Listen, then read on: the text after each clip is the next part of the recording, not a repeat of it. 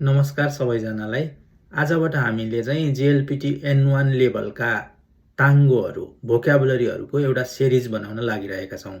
यो सिरिजमा चाहिँ करिब 2000 वटा शब्दहरू हुनेछन् र एउटा च्याप्टर अथवा एउटा लेसनमा चाहिँ 5 वटा शब्दहरू हुनेछन् अथवा 5 वटा शब्दहरूको 5 वटा ताङ्गोको चाहिँ अलि डिटेलमा चाहिँ हामी यसको डिस्कसन गर्नेछौँ। यसको मिनिङ चाहिँ अलि डिटेलमा बुझ्ने कोसिस गर्दछौँ।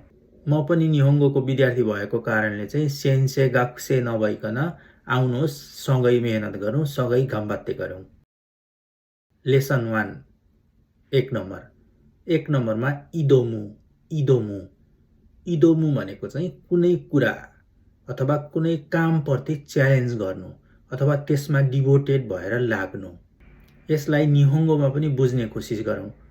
निहोङ्गोमा 1 र 2 नम्बरमा बुझ्न कोसिस गरौँ। 1 नम्बरमा चाहिँ आइते नि मुकाते। यहाँ आइते भनेको चाहिँ कोही मान्छे मात्र नभइकन चाहिँ एउटा कुनै प्रोजेक्ट कुनै कामसँग चाहिँ मुकाते केही काममा लागेर चाहिँ कोचिराकारा सिकाखेरु भनेको चाहिँ आफूबाट ट्राई गर्नु कोसिस गर्नु अथवा च्यालेन्ज गर्नु भन्ने अर्थ हुन्छ। र दोस्रो नम्बरमा कुनै कुरा चाहिँ चोसेन सुरु केही कुरा चाहिँ च्यालेन्ज गर्नु त्यसमा चाहिँ लाग्नु भन्ने हुन्छ। यसको एउटा उदाहरण हेरौँ। राइस्युकारा सिन प्रोजेक्टो नि राइस्युकारा अर्को हप्ताबाट सिन प्रोजेक्टो भनेको नयाँ प्रोजेक्टमा चाहिँ जेनर्योकुदे भनेको जेनर्योकु भनेको सुबेते चिकारा आफ्नोले चाहिँ आफूले जति सक्छु सबै चाहिँ चिकारा लगाएर चाहिँ इदोन्दे इकिमास त्यसमा चाहिँ चोसेन गर्छु भनेको ट्राई गर्छु कोसिस गर्छु भनेको चाहिँ अर्को हप्ताबाट नयाँ प्रोजेक्टमा चाहिँ आफ्नो सबै क्षमता लगाएर कोसिस गर्छु ट्राई गर्छु च्यालेन्ज गर्छु। 2 नम्बरमा इतादाकु इतादाकु इतादाकु भनेको चाहिँ इतादाकिमासको इतादाकु रुट फर्म हो। यो चाहिँ हामीले निहोङ्गो पढ्दा सुरुबाटै सुन्दै आएको जापानमा धेरै भनिने युज हुने शब्दमा पर्छ। यसको पनि अर्थहरू सामान्य सबैले बुझेकै छ। यसको अर्थ चाहिँ पहिला निहोङ्गोमा बुझ्ने कोसिस गरौँ। 1 2 3 नम्बरमा हेरौँ। 1 नम्बरमा मोराउ भनेको केही कुरा लिँदाखेरि पनि मोराइमास भन्नेलाई चाहिँ अलि तेनैमा भन्नु पर्यो अलि रेस्पेक्टिभ वेमा भन्नु पर्यो भने इतादाकिमास भनिन्छ। यसै गरी मोनो ओ उकेतोरु मोनो भनेको केही वस्तु चाहिँ लिने बेलामा पनि चाहिँ हामी इतादाकिमास भनेर एउटा खानेकुरा केही छ भने साधारण छ भने लिन्छौँ टिप्छौँ। यसरी इतादाकिमास भन्ने शब्द युज हुन्छ। इतादाकु भन्ने शब्द यो चाहिँ 3 नम्बरमा हेरौँ। मेउए नो हितो नि ताइस्ते सियो भनेको आफूभन्दा माथिको मान्छेसँग चाहिँ आफूभन्दा सिनियरसँग रेस्पेक्टिभ मान्छेहरूसँग चाहिँ यो धेरै युज हुन्छ इतादाकु भन्ने शब्द। अथवा मोराउ भन्ने चाहिँ जेनरली सबैसँग युज भयो भने साथीभाइसँग, तर इतादाकु भन्ने चाहिँ त्यही मोराउ भन्ने ठाउँमा चाहिँ इतादाकु भनेर भनिन्छ। यो चाहिँ केही कुरा लिनुपर्दा अथवा खाँदाखेरि पनि इतादाकिमास भनेर खाइन्छ, पिउँदाखेरि पनि इतादाकिमास भनेर पिउँछ। यसको अर्थ अझै स्पष्ट रूपमा भन्दा केही कुरा लिँदाखेरि जस्तै केही एउटा सामान लियो अथवा केही कुरा लियो भनी केही कुरा विचार लिँदा पनि इके इतादाकिमास भन्न पनि सकिन्छ। यसै गरी केही कुरा खानेकुरा खानुभन्दा अगाडि पनि आइसाचुको रूपमा चाहिँ इतादाकिमास भनेर भनिन्छ भने पिउने बेलामा पनि इतादाकिमास भनेर यसरी सबैको अगाडि भन्ने गरिन्छ। र केही कुरा गराउन छ भने अथवा केही कुरा रिक्वेस्ट गर्नु छ भने पनि यो गरिदिनुहोस् न भन्ने बेलामा चाहिँ इतादाकिमास भनेर भन्न सकिन्छ। यसका 2टा उदाहरण छन् हेरौँ।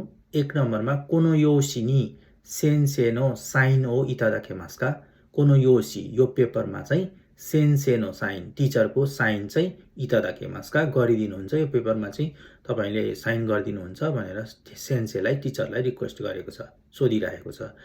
2 नम्बरमा साकुजिचुवा ओइसी र्योरी ओ इतादाकिमास्ता साकुजिचु भनेको किनो हिजो चाहिँ मिठो तरकारी मिठो खानेकुरा भनौँ मिठो गोहान भनौँ न एकदम स्वादिष्ट खानेकुरा चाहिँ खाएँ इतादाकिमास्ता। 3 नम्बरमा ओइदासु ओइदासुको अर्थ चाहिँ पहिला निहोङ्गोबाट हेरौँ। 1 नम्बर र 2 नम्बर छ। ओइदासु भनेको चाहिँ पहिलो नम्बरमा सोतो ए दासु भनेको केही कुरा भित्र छ भने त्यसलाई बाहिर चाहिँ निकाल्नु जबरजस्ती निकाल्नु अथवा लखेटेर निकाल्नु भन्ने हिसाबले हुन्छ। सामान्यतया निकाल्ने बेलामा चाहिँ दासु मात्रै भनिन्छ भने ओइ दासु भनेको चाहिँ त्यसलाई चाहिँ लखेटेर निकाल्ने अथवा जबरजस्ती कुनै फोर्स लगाएर निकाल्ने भन्ने अर्थ हुन्छ। 2 नम्बरमा ओइ हाराउ भनेको पनि एउटै मिनिङ हो। ओइ भनेको लखेट्नु, हाराउ भनेको चाहिँ त्यसलाई लखेट्नु अथवा त्यसलाई चाहिँ निकाल्नु, लखेटेर केही गर्नु भन्ने चाहिँ अर्थ लाग्छ। सामान्यतया बुझ्दाखेरि कुनै ठाउँमा केही कुरा छ र त्यसलाई चाहिँ निकाल्नु पर्यो, जस्तै मान्छेलाई निकाल्नु पर्यो, त्यो ठाउँबाट कुनै पदबाट निकाल्नु पर्यो अथवा हटाउनु पर्यो भने त्यस्तो बेलामा चाहिँ ओइ दासु भन्ने शब्द युज गरिन्छ। यसको एउटा उदाहरण हेरौँ, अलि स्पष्ट हुन्छ। याचिन ओ हारावाना कात्ता नदे।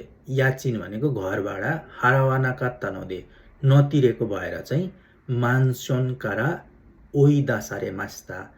मान्सन भनेको अपार्टमेन्ट, मान्सन आफू बसेको ठाउँको चाहिँ भाडा नतिरेको कारणले चाहिँ ओइ दासारे मास्ता भनेको, ओइ दासारे मास्ता भनेको त्यो आइतेले भनौँ, जस्तै त्यहाँको भाडाको साउले चाहिँ मलाई चाहिँ निकालो, जबरजस्ती निकालो भन्न खोजेको।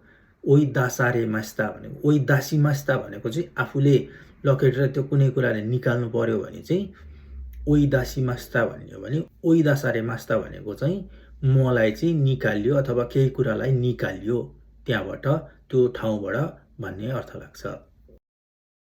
4 नम्बरमा तोरी खाएरू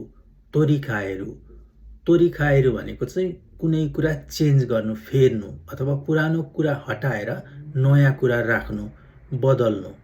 यसको पनि निहोङ्गोबाट बुझ्ने ट्राई गरौँ 1 नम्बर र 2 नम्बरमा। 1 नम्बरमा बेच्चु नो मोनो नि खाएरू।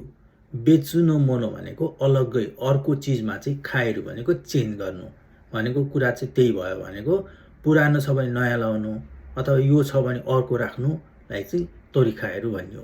2 नम्बरमा आतारासी मोनोतो इरे खाएरू भनेको नयाँ सामानले चाहिँ त्यहाँ राखेर पुरानोलाई हटाउनु। यसको फाइनली के अर्थ भयो भने फेर्नु भन्छौँ। जस्तै हामीले एयरकन फेर्नु पर्यो अथवा केही फेर्नु पर्यो भने चाहिँ त्यो बेलामा, त्यस्तो बेलामा अथवा कुनै सामान फेरियो भने इरे खाएरू, गरियो भने तोरी खाएरू भन्यो। यसको एउटा उदाहरण हेरौँ।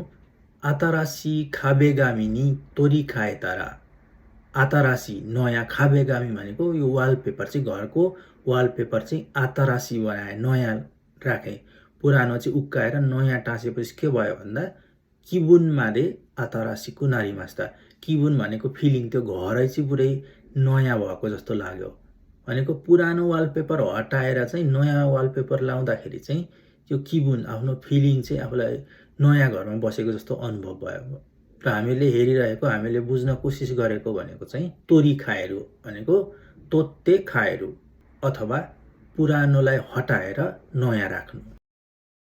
5 नम्बरमा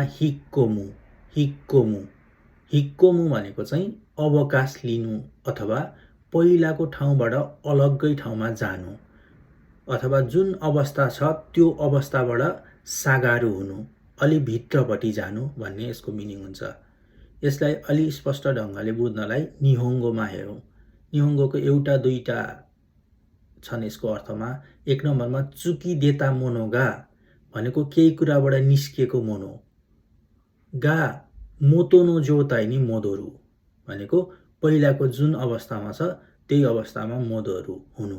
सामान्यतया एउटा बुझ्नका लागि एउटा कछुवाको चाहिँ घाँटी बाहिर निस्केको छ भने त्यो भित्र गयो भने त्यो अवस्थामा चाहिँ हिक्कोमु भनेर भन्न सकिन्छ। भनेको त्यो चाहिँ अवस्था चाहिँ बाहिर रहिरहेको अवस्थाबाट भित्र गयो भन्न, यो बुझ्नका लागि चाहिँ यसरी बुझ्न सकिन्छ। यसै गरी अर्को 2 नम्बरमा होनराइनो मेन योरी उच्चिनी हाइरिकोमु भनेको होनराइनो मेन भनेको जस्तै कुनै ठाउँमा छ भनेको यहाँ अवकाश लिनु भन्न खोजेको चाहिँ कसरी बुझ्ने भने जस्तै कुनै काम अफिसमा भइरहेको ठाउँबाट चाहिँ उच्चिनी हाइरिकोमु भनेको त्योभन्दा भित्र अब त्यहाँ छैन भनेको त्यहाँबाट हराउनु भनेको अवकाश लिनु। यसको उदाहरणमा हेरौँ। वातासी वा खाइस्या हो यामेतारा, मैले चाहिँ खाइस्या चाहिँ अवकाश लिएपछि, यो खाइस्या छोडेपछि इनाकानी गाउँमा गएर, हिक्कोन्दे भनेको गाउँमा गएर जुन खाइस्या थियो सहरमा थियो अथवा कुनै ठाउँमा थियो त्यहाँ छोडेर गाउँमा गएर अलि सुनसान ठाउँमा गएर चाहिँ हिक्कोन्दे कुरास्थाई देश भनेको त्यहाँ गएर चाहिँ अवकाशको जिन्दगी चाहिँ अलि भिडभाड नभएको ठाउँमा, शान्त ठाउँमा, र पहिलाको भनेको होन्राइनो मेन भनेको चाहिँ खाइसा भयो भने त्योभन्दा उचिगावा भनेको त्योभन्दा अझै भित्रपट्टि भनेको खाइसा भएको ठाउँबाट इनाकामा गएर बस्छु। यसकारण चाहिँ हिक्कोमु भनेको चाहिँ हिक्कोमुको अर्थ चाहिँ जुन एउटा स्टेट छ त्योभन्दा पछाडि जानु। आजलाई यति नै, बाँकी लेसन 2मा हेर्नुहोला। धन्यवाद।